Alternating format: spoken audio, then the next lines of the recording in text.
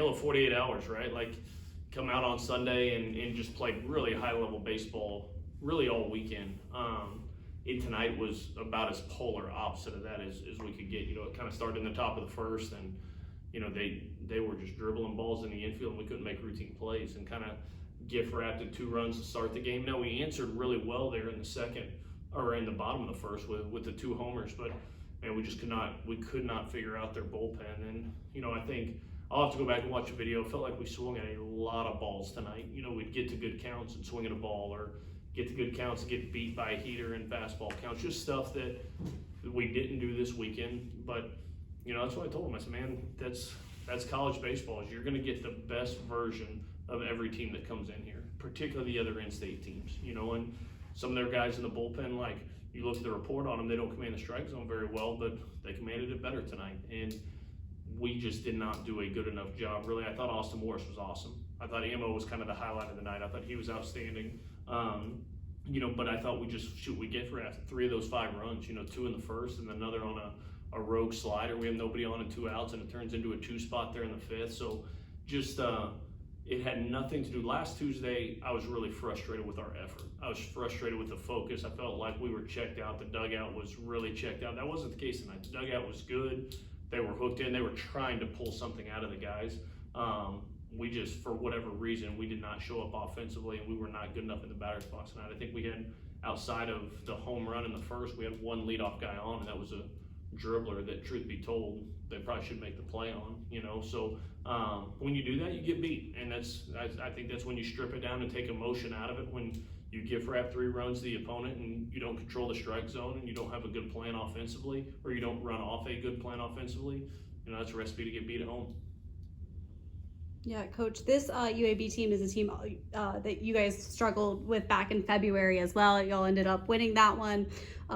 How does kind of these struggle midweek games kind of help show the team kind of what they need to improve on for some big series kind of like this weekend? Yeah, you know, I challenged them before. I think average teams come out and do what we did tonight, you know, and I would like to think we're better than average, but nights like tonight are tumbling, you know, and it shows you, like, they don't care that we just beat Arkansas. Like, they don't care that A&M's rolling to town. Like, you have to show up every day and be good.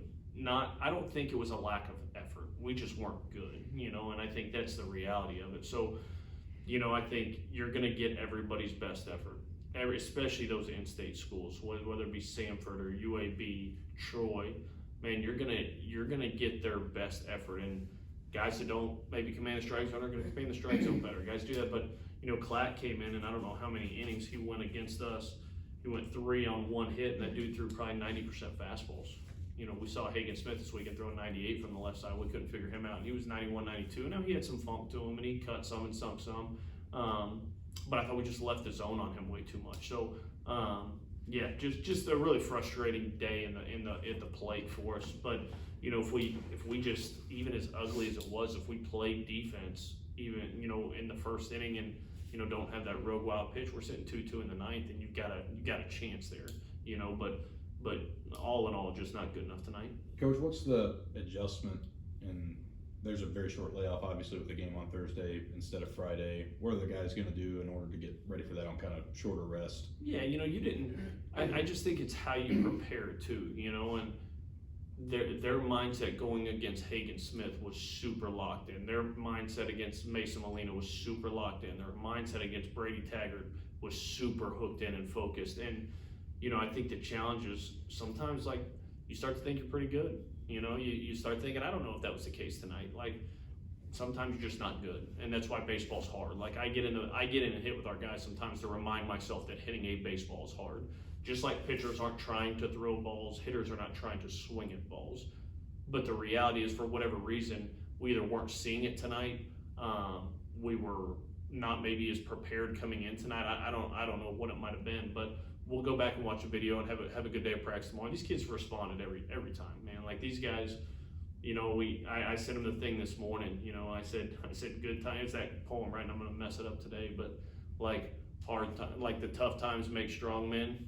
Strong men make good times make weak men, right? Like, and that's the challenge of success. That's the challenge of being good, is that you get to a point that it's, you know, the second in this game you start to think, like, we're pretty good or we got it. Like, it's humbling. And I'll be honest, I think A&M's probably better than Arkansas coming in this week. And I think it's better offense. I don't think the arms are as good, but still elite arms. Maybe not as much depth, but again, still very, very good. You got Braden Montgomery, Jace Lavalette, and a superstar freshman coming in with some veteran players behind them. So, it's going to be the same thing. We'll go out and have a good day of practice tomorrow. The boys had a great day of practice last Wednesday after a tough game against South Al. But nights like tonight are the ones that kind of just leave a sour taste in your mouth, and that's not taking anything away from UAB. Casey had those guys ready, and they played better than we did tonight, and they deserve to win tonight. Just leaves a sour taste in your mouth leaving it. Yeah, Coach, Gage Miller went down after getting hit by a pitch late in the game. I know he chose to stay in.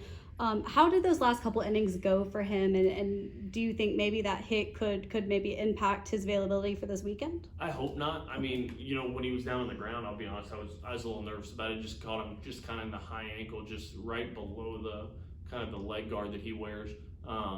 But when I first got to him, he wasn't moving his foot very good. It was pretty stiff, but as he got up and started moving around, he looked fine. So I'm sure we'll get it looked at. I think it's probably going to be pretty sore tomorrow. So I'm sure it's not going to feel awesome this weekend, but as long as nothing crazy is going on there, he should be good to go. Coach, what was the energy level tonight after? I'm sure the guys were really keyed up for the series last weekend. They probably will be this weekend. You said that the dugout was into it. What was the energy level as a whole? Yeah, we were sitting in the locker room after BP, and that's what I asked. I said, grade out BP. Thought it was like a B plus. Wasn't bad. I didn't think we were like lackadaisical. I didn't think it was anything like that. It was fine. It was fine. I thought the focus was great. I mean, again, in the first you have that we just don't get over on a ground ball to first. Then you have a routine ball short that's a chopper with a good runner at first. We got to know we're going across, but we were communicating 2-2-2, which is why Braun kind of took his eyes and then tried to rush a throw and throw it high. Then you have another one that's a routine ground ball to second that originally is called out but gets overturned. And so you're sitting base loaded, nobody out, and those are three of the most routine ground balls. Like, Cade should have thrown 6 pitches that inning, and the inning was over, but instead we're sitting there base loaded, nobody out. And so I don't think the focus clearly wasn't good enough at the beginning of the game. I don't think it was a energy lackadaisical thing. Our focus just clearly wasn't good enough on the defensive end to start it. Now we answered quick, which was great. We responded quick.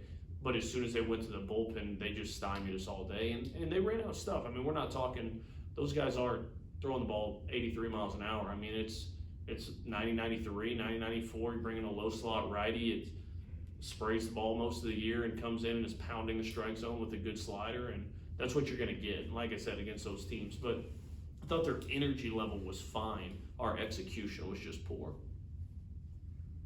Anything else? All right. Thanks, guys. Roll Tide.